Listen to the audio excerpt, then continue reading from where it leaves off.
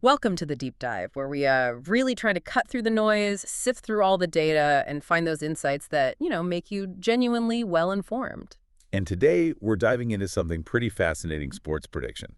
Specifically, how these incredibly advanced AI and statistical models try to figure out who's going to win a soccer match. Yeah, it's pretty complex stuff. Our mission today is really to pull back the curtain on, well, all the sophisticated layers that go into predicting something as dynamic, as unpredictable, really, as a professional sports game. Right. We'll look at the different algorithms, the methodologies, and show you how each one adds a piece to the puzzle, aiming for a more accurate forecast. This goes way beyond just looking at the league table. Definitely. Get ready for maybe some aha moments here.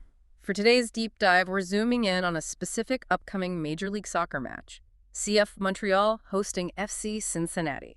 Okay, so that's set for June 25th, 2025, 7:30 p.m. Eastern Time at Saputo Stadium in Montreal, Canada. Exactly. And let's start with the basics, the environment, because even that matters, right? Oh, absolutely. So we're looking at a partly cloudy evening, temperature around 67 Fahrenheit, Okay. bit of wind southwest at 6 miles per hour, but gusts could hit 16 miles per hour. Humidity is about 45%. And importantly, very little chance of rain, just 1%. Seems minor, but for these models. Yeah, they're actually inputs, Yeah. important ones. And that's right. Before we even touch the really complex math, we have to talk about the human element, player availability. That's critical data. Right. So for CF Montreal, what are we seeing? Well, Giacomo Vrioni, he's a forward, played 7 games, he's out. Direct red card. Ouch. Yeah. Then you've got defender Joel Waterman, 14 games, and midfielder Nathan Saliba, 16 games. They're both dealing with yellow card accumulation, not out, but maybe affects how they play or their risk for future games. That's a factor. Any injuries? Yep. Fabian Herbers, forward, 8 games, he's got a thigh injury. Yeah. And Bryce Duke, midfielder, 9 games, out with a hip issue. Okay, quite a few for Montreal. What about FC Cincinnati? For them, midfielder Yuya Kubo, 9 games, got a goal this season, he's got a lower leg injury. Defender Nick Hagelin, 10 games played, has an unspecified other injury. And their keeper, Alec Khan, is sidelined with a hip injury too. Wow, yeah. It really highlights how these, real-world things can just completely change a team's setup. Exactly. And these specific statuses, the injuries, the suspensions, they aren't just footnotes. They're crucial, quantifiable data points. They feed directly into the predictive models. So the models actually know who's out. Yes, they adjust the team's effective strength, their expected performance based on who's available. It's kind of amazing how these real-world conditions get distilled into something an algorithm can understand and learn from. Okay, so player availability is logged. Now let's zero in on how these models build up that fundamental picture of overall team strength. You mentioned the ELO rating system. I know it from chess. That's the one. Yeah. And it's been adapted really brilliantly for team sports like soccer. Think of ELO as a dynamic measure of how strong a team is, competitively speaking. Dynamic how? Well, it usually starts at a baseline, say 1,500 points. And here's the key. It constantly adjusts after every single game. Okay. And it's not just based on whether you win, lose, or draw. It crucially depends on the strength of the opponent you just played. Ah, right. So beating a top team gives you a bigger boost than beating a bottom team. Precisely. And losing to a weaker team hurts your rating more than losing to a powerhouse. It keeps evolving. So it's like a constantly updated power ranking, but with more statistical rigor behind it? Exactly. It's fantastic for quantifying things like team momentum, how tough their schedule has been, and the difficulty of the upcoming match, all grounded in stats. And this ELO rating, this power ranking, it feeds directly into the more complex machine learning algorithms we'll talk about. Okay, so it gives those fancier models a starting point, like who should be stronger on paper. That's a great way to put it. That makes sense for tracking overall strength. But, soccer goals are rare. Sometimes they feel totally random. How on earth do you predict something like the number of goals? Yeah, that's the million-dollar question, isn't it? That's where a technique called Poisson regression comes into play. Poisson. Okay, sounds statistical. It is. It's a statistical method that's actually perfectly suited for forecasting how many times an event happens in a fixed interval. And the event here is a goal. The interval is the 90-minute match. So it predicts the exact number of goals. Not exactly. The core idea is that goals happen kind of randomly over time, but they happen at a certain average rate for each team. So the Poisson model helps predict the probability of seeing 0 goals, 1 goal, 2 goals, and so on for each team. Ah, okay. Probabilities, not certainties. Right. And it estimates that expected goal count, that average rate, by looking at lots of factors. Team strength from ELO, obviously, recent form. Those expected goals or XG metrics you hear about. Which measure chance quality, yeah. Exactly. And, of course, our injury reports, who's missing. Home advantage is factored in, too. And you run this separately for each team? Yes. Crucially, separate Poisson regressions are run for the home team and the away team. So, based just on this initial Poisson model, the prediction is 1.2 series expected goals for CF Montreal at home and 0.78 expected goals for FC Cincinnati away. 1.20 and 0.78. Those numbers are incredibly precise. But like we said, soccer's wild sometimes. A lucky deflection, a weird penalty. How does the model handle that randomness? Those precise numbers feel brittle. That's a really sharp observation.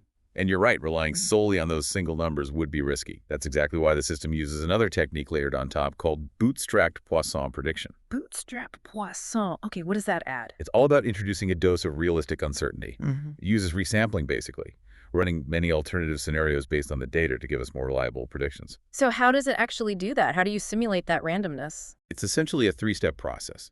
First, you take your original data set of past matches, and you resample it many times, maybe hundreds of times.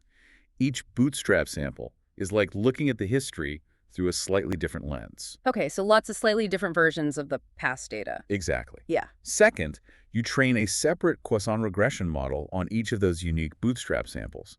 So now you don't have just one prediction of 1.2 and 1.78. You have hundreds of slightly different predictions. Ah, I see. A range of possibilities emerges. Precisely. And third, you simulate thousands of match score lines using the goal predictions from each of those bootstrap models. You draw random outcomes based on those slightly varying probabilities. So you're playing the game out thousands of times under slightly different assumptions each time. You got it.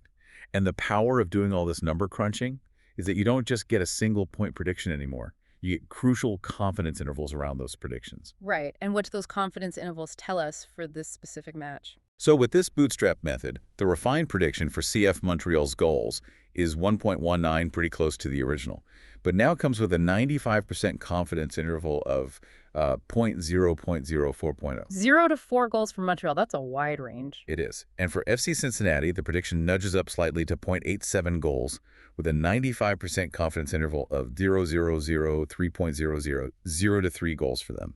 So what this really means is, while the single best guess is around 1.19 to 0.87, the model is acknowledging, hey, realistically, Montreal could score anywhere from none to 4, and Cincy anywhere from none to 3. That's exactly it. It captures the inherent uncertainty. It's not just a guess, it's an informed range of likely outcomes, much more realistic. Okay, that makes the predictions feel much more robust. But you mentioned this isn't just about stats like Poisson. There are machine learning algorithms involved too, right? Capturing more complex patterns. Oh yeah.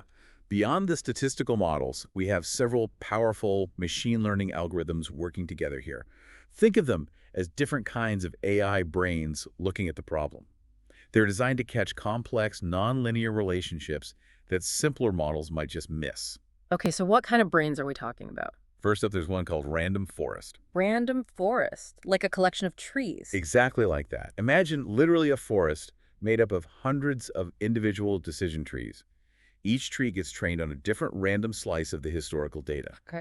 Then, for the upcoming match, each tree essentially votes on what it thinks the outcome will be: home win, away win, or draw. All those votes are then combined to get the final random forest prediction. So, wisdom of the crowd, but with algorithms. What are its strengths? It's great because it handles lots of different types of data really well. It's also quite resistant to overfitting. That means it learns the real patterns without just memorizing noise from the past data.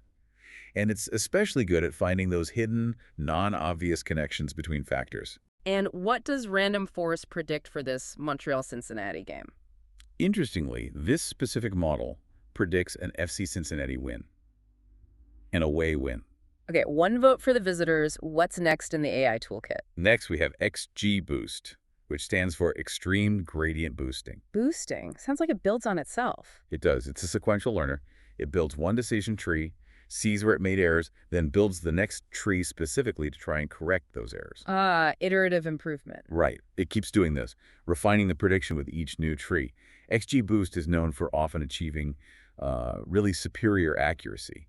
And another cool thing is it can tell us which factors, ELO, XG, specific injuries, were most important in making its prediction. Feature importance, yeah, that's useful. So who does XGBoost favor? This model predicts a CF Montreal win, a home win. Okay, so now we have one for away, one for home. What else? Then there's LightGBM, or light gradient boosting machine. Another boosting one? How's it different?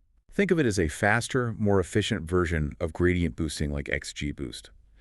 It uses a clever way to grow its decision trees, focusing on the most promising leaves first, which makes it really quick, especially with large data sets. So speed and efficiency are key here. Exactly. It strikes a good balance between speed, being understandable, and accuracy. It's great for situations where you might need fast predictions, like in real-time scenarios. And its prediction. LightGBM also predicts a CF Montreal win, so that's 2 for a home victory now. 2 for Montreal, 1 for Cincy. Is there one more? Yes, the final piece in this AI quartet is the multi-layer perceptron, or MLP. That's a type of neural network. The deep learning component. Exactly. Neural networks like MLPs are particularly good at finding very complex, abstract, nonlinear relationships in the data that other models might struggle with. How do they work, in simple terms? They process all the input features, ELO, injuries, form, etc., through interconnected layers of artificial neurons. These hidden layers learn complex interactions like maybe how a specific combination of a key player injury plus poor recent defensive form plus a big difference in XG tends to lead to a certain outcome. So it captures really subtle combined effects, like momentum swings or how multiple injuries pile up? Precisely. It can learn patterns that aren't just simple linear relationships. And the MLP's prediction? This one, like the random forest, predicts an FC Cincinnati win, an away win. Fascinating. So we have 2 models saying home win, XGBoost, LightGBM, and 2 saying away win, random forest, MLP. It's like an expert panel, but they disagree. How do you get a final answer out of that? You don't just flip a coin, right? No, definitely not. This is where maybe the most clever part of the system comes in. The SmartBet AI uses what's called a stacked ensemble model. Stacked ensemble. Okay, what does that mean? It's not just taking a simple average or majority vote of the 4 models. Instead, it's actually a second-level model. Think of it as a meta model. A model on top of the other model. Exactly. This meta model, often a sophisticated type of regression itself, takes the predictions, or the probabilities, from all the base models we just discussed. Random forest, XGBoost, LightGBM, MLP as its inputs. Whoa. And its job is to learn how to best combine those different predictions. It figures out, based on past performance and the current situation, how much weight to give to each underlying model's opinion. So it's like an AI conductor leading the AI orchestra, knowing which instruments to emphasize when. That's a perfect analogy. It learns which models tend to be better in certain types of matchups or under certain conditions. That sounds incredibly powerful, an AI learning how to learn from other AIs. It really is. This stacking approach combines the strengths of both linear and nonlinear modeling. It significantly reduces the risk of overfitting to any single model's quirks. And it generally leads to more stable, reliable predictions across all sorts of different match scenarios. So after this meta model weighs everything up, what's the final consensus prediction for Montreal versus Cincinnati? The final consensus prediction, coming from this highly integrated stacked ensemble model, is a CF Montreal win, a home win. Okay, so the ensemble ultimately sides with XGBoost and LightGBM. Now there's one final component you mentioned. The Monte Carlo simulation. Where does that fit in? It sounds like the grand finale. It really is the final step where everything comes together. The Monte Carlo module takes all that complex data, all those refined predictions from the individual models and the stacked ensemble, and puts them through a massive stress test, basically. How does it do that? It runs thousands, often 10,000 or even more simulated versions of the upcoming match. 10,000 times. Yep. In each simulation, it draws goal probabilities from the bootstrapped Poisson models we talked about. It incorporates the ELO ratings, the team strengths adjusted for injuries and home advantage, maybe even player-specific XG contributions. Okay. Then, for each of those 10,000 plus simulations, it randomly determines the number of goals each team scores based on those probabilities. So each simulation results in a specific scoreline, maybe 1-0, maybe 2, maybe 0-3, and therefore a win, loss, or draw for that single simulated game. So it's literally playing the match over and over and over probabilistically based on everything the models have learned. Exactly. It's a way to explore the full range of possibilities inherent in the data and the model predictions. And what do you get out of running 10,000 simulations? The outputs are incredibly rich. You don't just get the most likely winner. You get detailed probabilities for a home win, a draw, and an away win. You get probabilities for specific score lines like what's the chance of a 1-1 draw versus a 2-1 home win. Wow. You can also give you probabilities for things like over-under 2.5 goals. And, importantly, it can even compare its simulated probabilities to the odds offered by bookmakers to potentially identify value bet situations where the model thinks something is more likely than the odds suggest. So it really translates all that complex modeling into practical probabilistic outcomes. Precisely. The huge advantage of Monte Carlo here is that it embraces and quantifies the inherent uncertainty and randomness of soccer in a way that no single prediction ever could.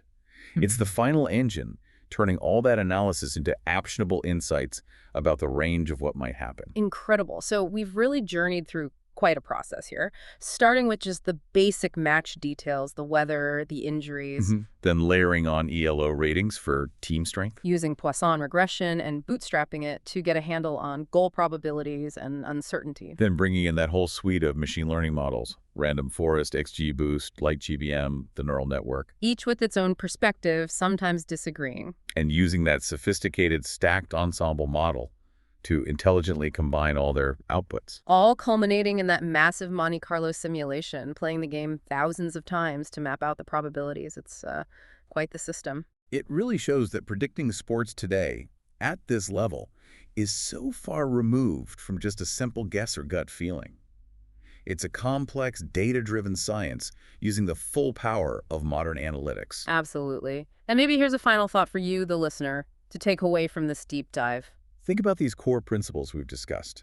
Breaking down a complex, seemingly unpredictable event like a soccer match into quantifiable features. Using multiple different models, different approaches to get diverse perspectives on the problem. And then, crucially, using a meta-learner, that stacked ensemble idea, to intelligently synthesize those diverse viewpoints. How could you maybe apply that kind of thinking, breaking it down, multiple perspectives, smart combination to challenges or complex situations in your own field, or even just areas of interest? What seemingly random things in your world might be better understood, maybe even predicted, with a similar multi-layered data-driven approach? Something to think about.